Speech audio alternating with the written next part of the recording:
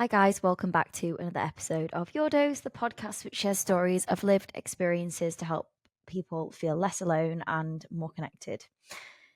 This episode was so inspiring. I was joined by James, a financial advisor, also ultra marathon runner who has just ran 230 kilometers through the Amazon jungle in a race called the Jungle Ultra. But this isn't just a story about endurance or adventure. It's about love, grief, resilience, and the unshakable bond between a mother and son. James's mom has multiple sclerosis and has been bedbound for most of his life. In this episode, he opens up about the emotional toll of watching her condition progress, the moments he nearly quit the race, and why placing the medal around her neck meant everything. If you've ever felt overwhelmed by life, questioned your strength, or needed a reminder of what humans are capable of when driven by purpose, this one's for you. Thank you so much for being here. I hope you love this episode as much as I love recording it. Please do remember to leave a review, subscribe, whatever it is, wherever you're listening. It means so much and it helps me get more incredible guests like James on the show. Enjoy. Hi, James. Welcome to the Your Dose podcast. Hello, thank you very much for having me. Thank you so much for being here. For the listeners, whereabouts in the world are you based? So I'm based from Wolverhampton in England, which is just outside of Birmingham. Can hear the accent. Yeah. Yeah, I lived away for about 3-4 years and it left me, but Really? now it's starting to work its way back into my vocabulary. So where were you for 3 or 4 years? With Nottingham, and in Nottingham for university, and then I moved to Kettering in Northampton just Okay. after university for a year. Yeah. So started to Um, lose the dialect, but now lose it, but it's coming working back back. in Wolverhampton and Birmingham, it started to work its way back. Yeah, the exact same thing happened to me. I feel like I still don't sound that northern Yeah. compared to how I used to sound. But yeah, university definitely takes it out of you. If Yeah. you're living with southern people, Mm. all of a sudden the accent just goes. So what did you do at uni? So I did economics with banking and finance. So No quite, way. a lot of Smart. math. Smart, or yeah, it was yeah, more challenging than I thought, but I always had like Yeah. an interest in finance, and I mean I'm a financial advisor now, so it helped a lot with that. Oh, But really? yeah, so it's one of So the how come you went to Kettering after university? it's just my first job offer. Well, not my first job offer, but I had Yeah. quite a good offer to go straight into a trainee role in Kettering as a trainee Yeah. financial advisor. And my best friend from university, he's now in Sydney as well, but he was from that area. So I moved to Kettering and we were going to look to get a place. But for one reason, his graduate role didn't work out for him and he decided to book a To go flight to to Sydney. Sydney, goes travelling for a bit, and he's been there for about three and a half years now, not come back. Yeah. We were actually just having this conversation about the sponsorship issue, which is a whole Yeah. other story. But yeah, your friend seems to be struggling with that too. Well, thank you for giving us a little bit of an insight into who you are and your background. Uh, So first of all, James, you've just finished the Jungle Ultra. Is that right? yes, Jungle Ultra. Do you want to explain to the listeners what exactly that is? And Yeah, when did you finish it? yeah, of course. So it's a self-sufficient race. So everything which you need for survival for the 5 days which it runs across, you have to carry with you. So everything from sleeping arrangements to food, water carrying capacity, all that to fit in in a little rucksack on your back. So it was set over, I think you said 5 days in the Amazon rainforest, and it was covering 230 kilometers. So averaged out to be just over a marathon a day. But the first 4 days were a bit shorter, and then there was almost a double marathon on the last day. Wow. Like, Yeah. some of my listeners will know I just finished a marathon, and the training and the mental challenge that went into that, I can't even imagine doing that over 5 days. Mm. Lots of questions to ask, but the first question is, why did you decide to do this? Yes, so for me, I suppose my sort of journey with sports, the outdoors, all of my running, it's all motivated from my mother. So she used to be quite a keen runner, competing nationally when she was around my age. But she was then also diagnosed with multiple sclerosis, which is a neurological condition which can affect people's energy levels, other cognitive functions, which sort of slowed down a running career. Mm. But sadly, when I was about 1 year old, so multiple sclerosis can come in different forms. Typically, it's what's called relapsing and remitting, where your symptoms can come for a period of time and then they'll go into remission for a period of time, a month, a Mm. couple of months, so on and so forth. And over time, your symptoms may progressively get worse. So that's what my mother had for many years until having me. And then shortly after having me, she was involved in a head-on car collision where someone overtook on a bend down a country lane and went headfirst into the car that she was in. And that Mm. sort of exacerbated her MS diagnosis, and it turned into what's called primary progressive multiple sclerosis, which is where your symptoms are more persistent and they progress at a more aggressive rate. So from when I was about 18 months old, she was left in a wheelchair, unable to move from the neck down. And over time, symptoms progressed, and I mean, today she's bedbound and struggles with communication. So can't really communicate with anyone besides her one carer who's been with her for almost a full time, about 20 Mm. years, and myself, who's obviously been in and around it for many years. But that was really my driving force, seeing, I suppose, her inability to move, and we wanted to try and do something to raise money for multiple sclerosis and other similar neurological conditions, Yeah. which impacts people's mobility. So essentially trying to find the hardest physical endurance challenge that we could and try and complete it as a testament to those who, probably given the chance would have jumped Do at the that. opportunity. Oh, well, that's incredible, James. Such an Yeah. inspiration. Um, a few questions. You mentioned your mum's communication isn't great. Yeah. Um, what might that look like? I had a previous guest on whose mum also really struggled to speak, Mm. and she got to a point where she was kind of having to write things down, Yeah. to communicate. What does it look like in the case of your mum? Yeah. So, I mean, her communication was good until I was about 18 and went away to university. And then that's when it started to deteriorate ever so slightly. So, I think I mentioned energy levels with multiple sclerosis. Mm. And that can, everyone's symptoms are differently, but quite a lot of people suffer with an impact on their energy levels. So, you know, when I went to university, mum would be able to speak slowly, but a couple of sentences at the start of the day. And as the day went on, carers were coming in and out of the house, people were seeing her. Mm. She would become more tired and the communication would be more laboured. As I was at university, obviously wasn't at home as much, and that's when it's started to get a bit worse. So it was a bit hard going back home and struggling to have the same communication with her. Mm. Now it's largely she can mouth some words that we might be able to understand, but it's mainly yes or no questions, or she'll look up for yes and look down for no. And then, as I said, her one carer has been with us for 20 years. So she was a best friend before all of this happened, and Wow. she Oh. was a carer, and so she's moved into the caring role for mom, and she's basically like a mother to me. So I'll go around a couple of times a week, but one time I'll make sure that she's there, and she'll give me the mom talks in front of mom and ask all the questions that she's probably thinking, and Oh, that's how we sort of get around it. that's incredible.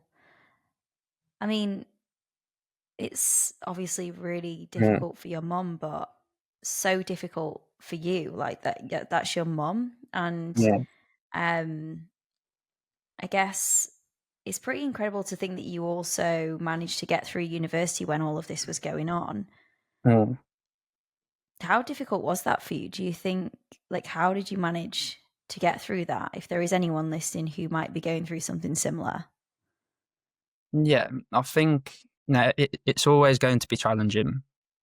And I think I definitely struggled at university with the sort of idea of not being there and then seeing when I would go back a Mm, communication suffering more, and you almost feel as if you're missing at a time where someone needs you.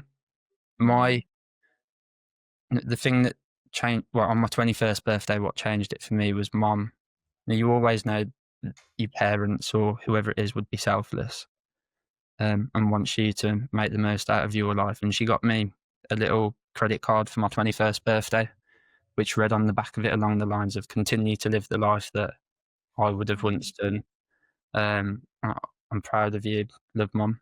And she would always speak to me when I was younger about where she'd go on holiday, what she would be doing, and how she'd want me to do the same thing. And so mm, it's trying to not distance yourself from what's going on and in the present, but try and, I suppose I've found comfort in trying to do stuff that she'll be proud of, or something that I could then go and tell her. So tell her about the day, the week, or what we did that was exciting. So it's trying to have, you've got to always continue to try and live your life and try and mm, not feel bad for it. And then it's the effort and communication that I try and put in with mum. And that it's obviously something that didn't come natural, and it took a lot of time to understand that those were the things that would have made it easier for her. But at the time, you do definitely struggle, and you do mm. question what you're doing and how you should go about things. But in my instance, I always knew that mum would want me to be doing this stuff. Absolutely. You actually shared a video on TikTok, which I think that's maybe the video that I found of you placing the medal around your mom, Mhm. which obviously went viral. And in that moment when you did that, could you feel that your mom was proud? Like, even though she can't verbally communicate with you, are the Mm. things that she does where you know that she's proud of you? Yeah, you can definitely still see like changes in the facial expressions, or slight changes. And when I got back, you could definitely see her smiling, and Oh. he was uplifted. And so, yeah, it's yeah, you could definitely tell that she was happy and hopefully proud. And as I said, like, people around would be saying, which was the nice saying that she's proud, which was the nice thing. My partner was on the phone to her and a carer every night because they were figuring out the tracking and wanting to hear about About everything that had your been posted on oh. social media about me. So yeah, you definitely, it was, one of the reason that we did it, but one of the most special things coming back to her. So going back to the ultra then, it's crazy. Yeah. So what was the mental and physical preparation for that? Yeah, so with a lot of things, people can have a tendency to overthink it. And with Yeah. the size of, I suppose, the challenge, we were put in a WhatsApp group chat with all of the other runners, and you would see their preparations, what they were doing, and Oh no. all of these people were I hate building that. monster spreadsheets. And so Yeah. I ran it with one of my friends, Greg, and so we were there. Well, we need to make these spreadsheets. We haven't thought about that, and there's a big tendency to try and overthink it. And Mm, I think what we learned out in the jungle was no amount of preparation actually prepares you for being there and doing the thing. You can prepare for it being wet, but everything that you prepare and that you take with you in preparation to deal with that won't always go as smoothly as it does in your head. mm. So there's a lot of a lot of time overthinking, trying to do stuff, and nothing compares to actually being there and having the grit to do it and see it out. So it was, yeah, So you challenging. mentioned you actually did a TikTok about all of the things that you were the most scared about seeing in when you were doing this trek. Yeah, Um, you mentioned a snake, I swear, and a few other things. yeah, Did you actually see those when you were yes. running? Oh my Not quite, we gosh. didn't quite see the anaconda. So I think the anaconda's the largest snake, and they can grow over 20 meters. A lot of the stuff that we saw were like smaller snakes, quite a few in the trees. We saw like Mm. a really shiny blue snake that was curled around a branch. Um, Quite a lot of it you have to run through rivers. So I think Wow, it was the last really? stage, we had about 12 kilometers through a river, and at parts it's up to your waist. And we were Oh, traveling wow. up like a pebbly river up a stream, and a little baby came and just darted past us and swam up the river. So that made us both jump. But Oh my I mean, God. that's the other thing of it. It's just not the anticipation, but the anxiety, the fear that something would be around you, because you can constantly hear stuff rustling in the bushes next to you, and some of the environments where you were walking through the boggy trenches at the bottom of the river basins, you would like my friend Greg's quite he likes a moan and to worry, and I've Yeah. watched Attenborough. He says that like this is prime anaconda territory, and so you'd have that little bit of fear that would make you get out of there a bit quicker. Oh, wow. Yeah, we saw a lot of wildlife, a lot of ants, butterflies that were as big as your palms put together. All different Really? colours. It was yeah, it was quite amazing. So when you're in the darkest moments and you're hating every minute you'd see this butterfly fly And past you. It was yeah, an amazing place. yeah, I was actually about to ask whether there were any specific standout moments when Yeah. which were really, really difficult. Mm, Um, and how did you get through it?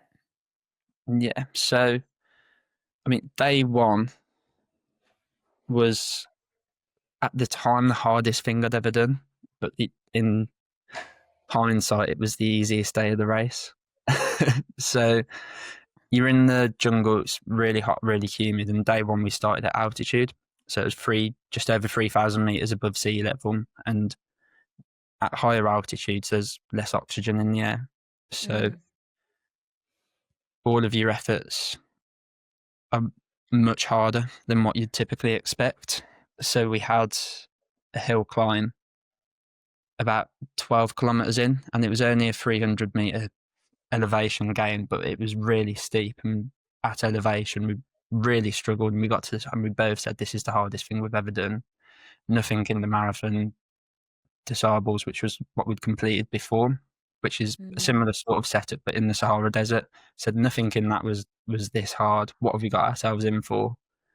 And then it was sort of smooth sailing for the rest of the day. Day two was quite similar to day one, and so we were getting along with it.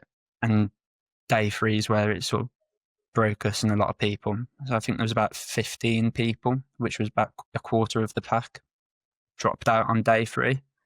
And the really? distance was just over a half marathon. So it was 23 kilometers, but it took us just under 9 hours to complete it.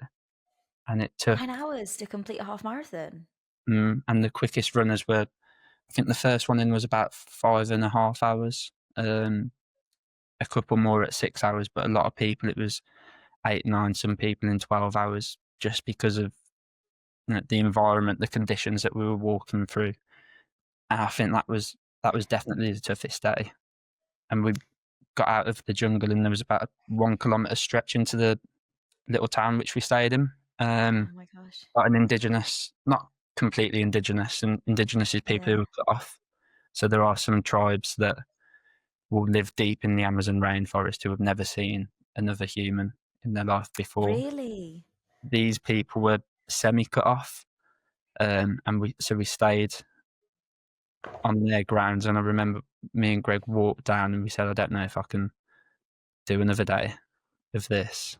And Really? yeah, the next morning, as I said, it's self sufficient. So you get back, and that day, just with how challenging a day it had been, I Mm. saw went into a bit of a robotic mode, did everything I needed to do, set up my hammock, walked down to the river, washed, ate my food, did all of my foot care, which is like popping your blisters, making sure everything's clean for the next day so you don't get any infections, and then went to bed. And I woke up at about 5 a.m. I just started crying because I didn't want to get to the start line on the next day. And that was your last day, sorry. No, we still had 2 more days. Still 2 more 2 more days. days. And Oh yeah, no. just didn't think we would be able to complete it. That was without question the hardest thing Yeah. imaginable. What was it that got you through when you were crying and you thought, I can't do it? It would be so easy to give up, wouldn't it? Like 15 people, that's quite a lot of people out of Mm. the 50 that did it. Yeah. To drop out. Mm. How did you get that resilience to just keep going?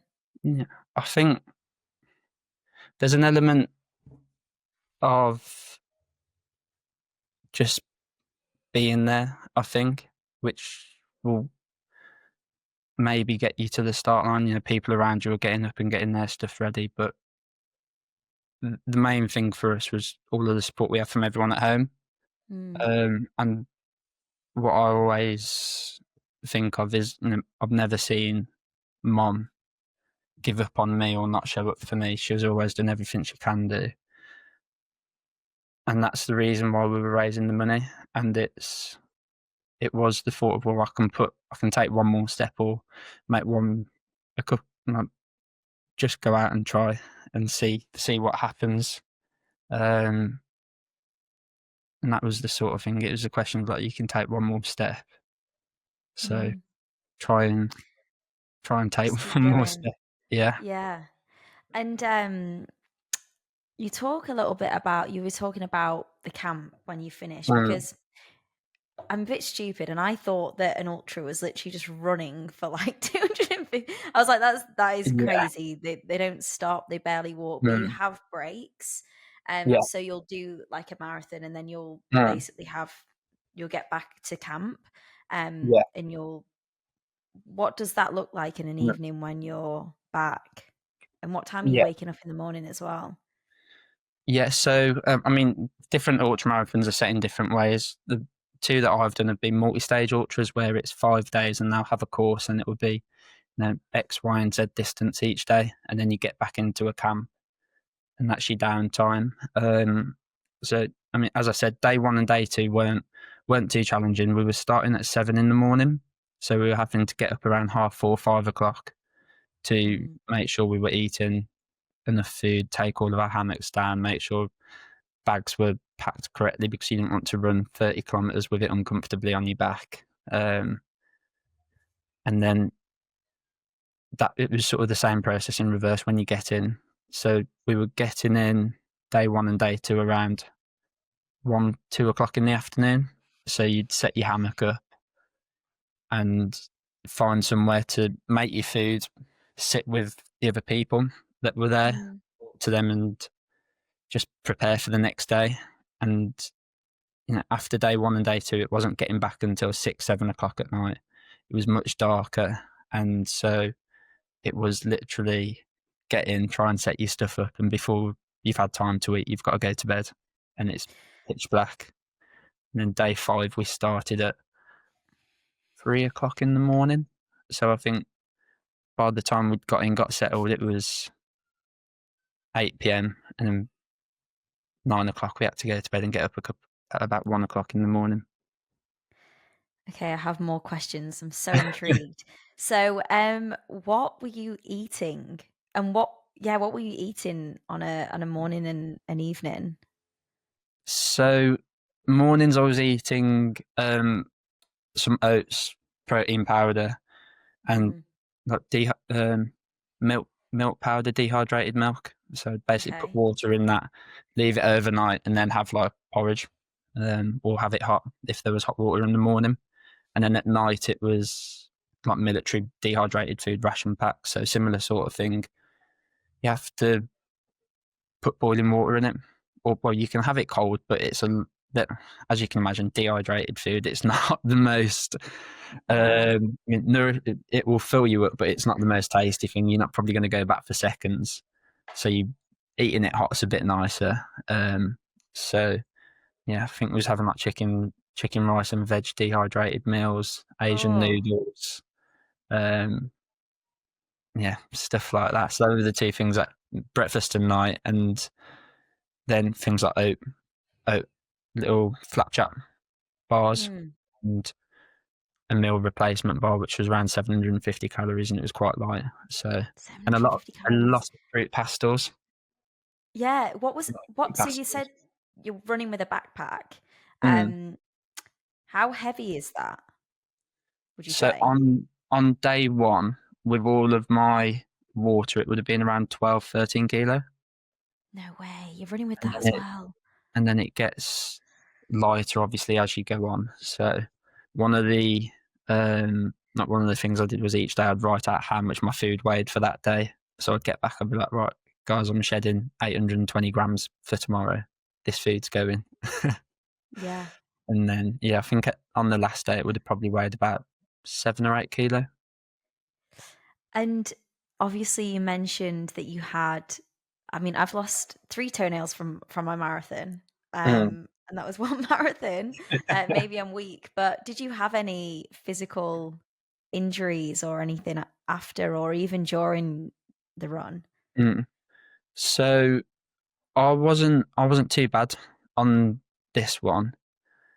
The last one, which I mentioned I did in the Sahara Desert Marathon Disables, I lost 7 toenails, and my 7 feet were like wrecked. blistered everywhere. They were red war, um, and yeah, I could hardly walk when I returned. I had to buy a pair of shoes that were a size and a half up because my feet just couldn't fit in anything. Because they were so swollen They were and so yeah. swollen. Yeah, and I mean that I was a real novice going into that one. I hadn't run a 5K half marathon or anything before it, so What? Was this what? Was that a marathon or it was a similar one to so it was an this. ultra? Yeah, so it was 250 kilometers in the Sahara Desert, and that was the self-sufficient again, and that was the first like charity event that we did, similar to So this one. sorry, you hadn't Mm. even really run 5K and you signed up for that and did it. Yeah, so I hadn't ran with like football, um, but that was the first marathon, or well, the first time I ran marathon distance was during that race, and we had to run 85 kilometers on the day. So before I ran a marathon, I technically ran a double marathon. And how was that? Surely that was way harder than this one. No, um, I, I said, I think I said to someone, I still sort of stand by. I'd rather do that one back to back than have to do the. Really? Even Yeah, with the little training that you'd had before, you'd still rather do that one than this one. yeah. In how I'm with my running and my training now, I'd rather do the one in the desert Yeah. back Okay. and go into the jungle. It's just completely two completely different setups. I mean, you run in the heat, but it's a dry heat in the desert, so you wouldn't feel like you're sweating. You wouldn't be Mm, wet. And you get sand that comes along with it, but you can take precautions largely to make sure it doesn't get in your shoes that much and doesn't irritate you. But with the jungle, it's constantly wet.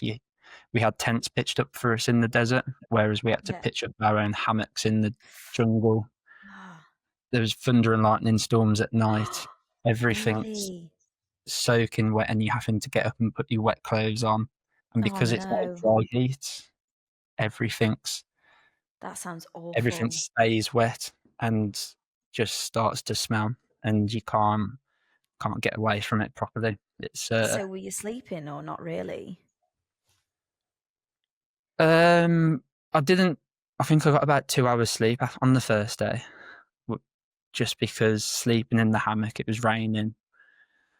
Really struggled on the first day, and then after that, I started to sleep a bit better. But the climate's, although it was the rainy season, so it's not quite as their summer season. The temperature ranges weren't as drastic as they can be, or were more drastic. Sorry, than during the summer times when it's rainy season, because it gets cooler at night. So it would still get up to early 30s in the day, and it would stay around that until in the high 20s when we were going to bed, and then it would drop down to single figures. And just being in a hammock, it would be waking up every hour and a half, every 2 hours, because you had to put another layer on to try and stay warm. So your sleep was quite disturbed. Wow, that sounds like my Mm. worst nightmare. um, Yeah, so when you crossed the finish line, how did you feel? What was going through your head at the time? it was just a bit of relief, I suppose, Yeah. more than anything. Yeah, it seemed like it was never ending. And yeah, as I said, Greg, my friend who I ran it with, he rolled his ankle at the end of day 4. And so we had to do day 5, and he got a sprained ankle essentially, and it was 70 kilometers that we had to do. Oh gosh. And it just seemed like it was never ending. And so it was just a huge sigh of relief. As I said, on after day 3, and got quite emotional, and we'd said, should we just hand our numbers in when we got off the mountains out of the jungle on day 3? I don't think I can do any more of it. And we'd only just covered half of the distance of the race. So it was, it's still something that's hard to process, but it's just like a huge sense of relief and, achievement. And you Achievement as well, actually being yeah. able to do it for all of the people that had supported us with the fundraising. Incredible. So moving on to that, you ran for a charity called Walk Once More. Is that right? Yes, so there's 2 charities that we raise money for. So Walk Once Yeah. More and the Wolverhampton MS Centre, which, Perfect. as I said, I'm from Wolverhampton. They used to look after my mum, and they look after around, I think it's around 1,000 people from the West Midlands area. Incredible. 250 people who go regularly, but then other people can come and go, and they basically provide oxygen therapy to people with MS. So there's a big oxygen tank pressurized oxygen tank where they can go and get high quality oxygen. And I used to go with my mum when I was younger, and I'd play dominoes for her. So I'd move Oh, the pieces for her in the oxygen tank and play dominoes with the other people in there. So I've always been in the centre. They looked after mum, and so they're also fully self-funded. So we raised money for them. And then, as you said, Walk Once More, who's a bit more of a wider reaching charity. So they fund research into spinal cord injury and repair, so repair and regeneration. So it has knock-on effects for people with multiple sclerosis, because it's a degenerative disease where the body attacks the cells on the spinal cord, mm, but it also could have impact on other neurological conditions, so things such as strokes. Obviously, people who have had an incident and damaged the spinal cord, but other things like Alzheimer's and Parkinson's as well. So that was a way of raising money to much to wider help her. reach. Yeah, for a wider reach. And how much money have you raised, James? So we're at around 20,000. I'm still waiting What? for. Yes, I'm still waiting for a couple of sponsor forms that I've passed out to get that money in, and then we'll take the cash to the bank. But yeah, it's around 20,000. So we've got just over 10,000 on the Just Giving page with the gift aid, and then we've got about 10,000 from all of the cash events that we've done, and the other fundraising events that we did in the build up to it. Wow, that is unbelievable. What was your target? We Did you managed have to a raise. target in mind? It was around the 20,000 mark, so that's what we It raised was. last time as well. So last time was 2021 when we did something. So now off the back of the pandemic, everyone had all of their furlough money, more money, were given more generously. So we thought if we can try and promote it and do some more things and do it properly, we should be able to get the same amount. So it's Yeah. we've hit the target that we were hoping for. So good, honestly.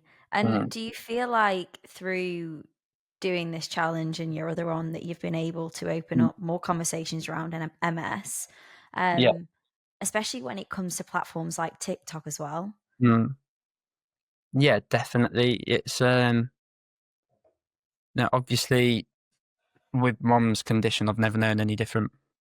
But growing up, it's something that I never really spoke about or opened up about. Was quite insecure about, and that was, it can get in a lot of, especially when people are younger, can probably get in Mm, their heads and have negative implications on the mental health. But it's something that as I've got older, it's become more.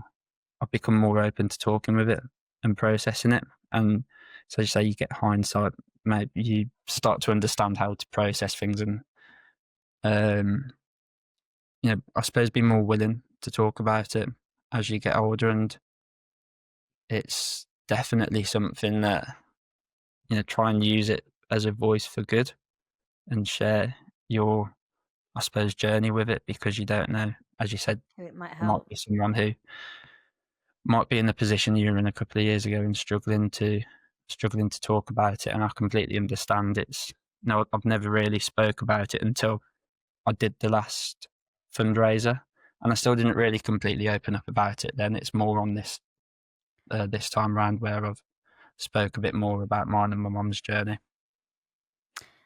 How do you think that's been as a guy that's opening up about something that's really quite vulnerable online? And I guess how have you overcome that challenge? Yeah, I mean, with me, I've got quite a really good support group Mm, with a lot of my friends that are around me, um, and that's something that I can always fall back on, which has been it's been something to fall back on when things are hard, or to run something past them or other people that you support. So very close mm, with my dad, and I speak to him about a lot of things. I think you always overthink and worry more about what someone's perception might be, or what someone might think of it. And as I said, getting older, I think I saw your video on the 18, 40, 40/60, yeah, 60. It's You do start to take less of an interest, yeah. or n- little things like that don't consider you or don't worry you as much. And the best thing about that, we got from this fundraising and the events that we did, was just a sense of community. And it's not opening up for um like the attention, it's opening up to share your story. Mm, And especially with my journey and opening up about my story, there has been a lot of support with it. And people will support you, and mm, people around you will want to do their bit to help. And that's you what we've really found with these events. It's not what you think. It can be quite daunting, and you'll worry about how people will perceive it. And especially with me talking about my mum, I haven't wanted to speak about it for years, because I don't want people to think I'm talking about it to get pity, or to yeah, try and draw attention. It's But speaking about it, everyone's perceived it really well and been really supportive and tried to absolutely. help share and you know be there for me. Yeah, and I think we live in a day and age where it's so different to before, and we have tools like TikTok and social media where you can get such a huge reach that you probably never expected when you put that video up, that it No. might get all of the views, all of the comments and Mm. interaction and engagement that it did. Um, and I'm sure that you got some just giving fundraising from doing that as well. So it's Yeah. more about the bigger picture, isn't it? And it's like your story could Mm. help even just one person, young person who Um, might be in a similar position, um, where their parent might have just been diagnosed, and knowing that there's someone like you, you're a role model and you're an inspiration for mm. other people. Mm. Which is so you Oh, should never stop that's great. talking about it. Yeah. Um, so what's next? Have you got anything else in terms of advocating or fundraising or another race? Yeah, not. I haven't. There's things that I'm thinking about, and we've got a couple more little things that we might be doing over the next couple of months, just to try and raise a bit more money for the charities, potentially. But I mean, as I said, the best thing about this was just the community that we were able to pull together. So we Mm. hosted that Thai event, and first time ever organising something like that. You know, extremely stressful, but you're also thinking like no one's going to come out and support, and we've got to meet X covers to break even on the night, and it's for Yeah. charity, and we're lumping money in it to fund it ourselves, and it was really stressful. But we ended up doubling what we needed to cover it. We had 250 people turn up, and Oh it my was gosh, like, incredible. um, like mum was able to go, and she was able to see friends that she hasn't seen, you know, Oh, for years. Like some of my friends' parents who she went to school with and haven't seen since they were in school, and you know, being able to do that, have everyone come together, was like the best thing about this event, like better than the race probably, just because it was able to give something back to mom. And so I think what we do next time probably won't be in South America or somewhere further afield. We want to try and come up where with your mum can something be. in the UK where, you know, during the challenge or whatever we do, we'd be able to get more people involved and have that community with us. Because that should hopefully create an interesting dynamic for it. Yeah, absolutely. Well, I have a Mm. few questions. I want to do a quick fire round of questions on the Jungle Ultra, Yeah. and then I've got one final question. Mhm. So, what was one thing that you couldn't live without in your bag? One thing I couldn't live without in my bag. I thought it would have been my phone and my AirPods, but I didn't end up using them. You didn't? Just 'cause Did you not have any music on the whole way? no, I didn't end up using them. So the one thing I mean, besides all of the essential kit, probably my GoPro. So I took a GoPro with us to try and capture a lot of footage and the moments behind the scenes, what we were up to. Which has turned out to be my Achilles heel because I've now realised I've got about 14 hours worth of footage that I'm trying to work To through go through. and edit. Um, so you've documented the whole journey. Where can I know that you put Yeah, something on TikTok? Is that where you'll start putting these videos, or are you thinking of doing it on YouTube if you're not already yeah. on YouTube? So, I mean, when I've, I mean, we were speaking about the podcast before, and you said Yeah.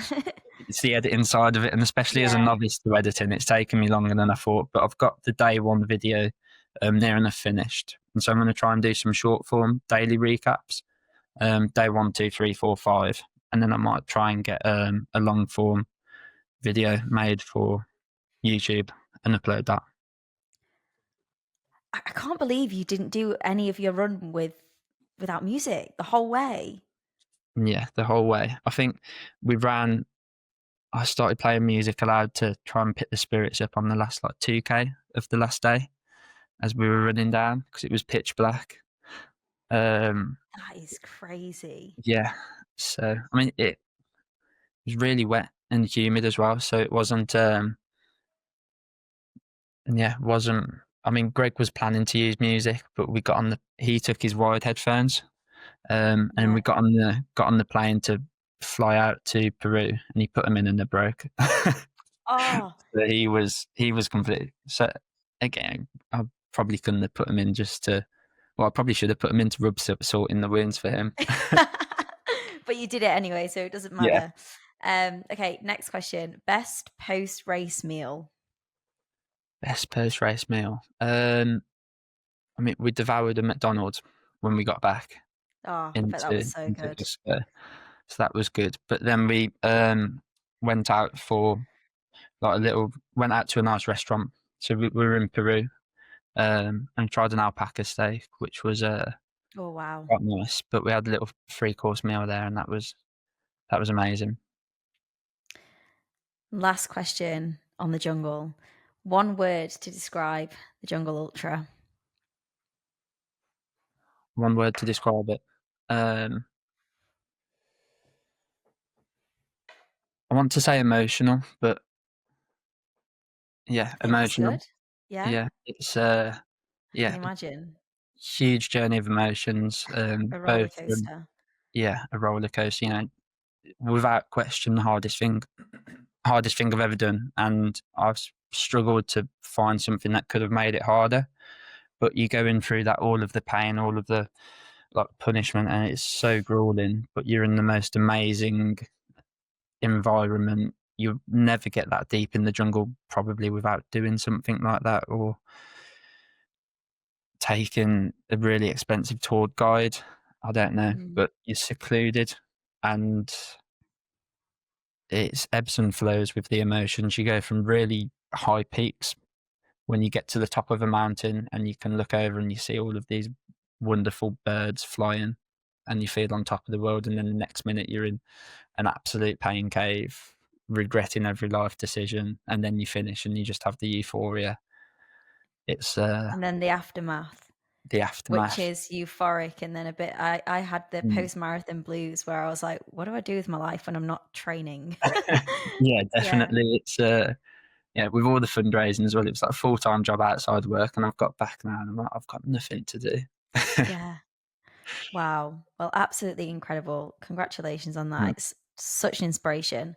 Thank you. Um, you do something like a marathon, and then you see that someone's Mm. done an ultra like you've done, and it's just doesn't even compare.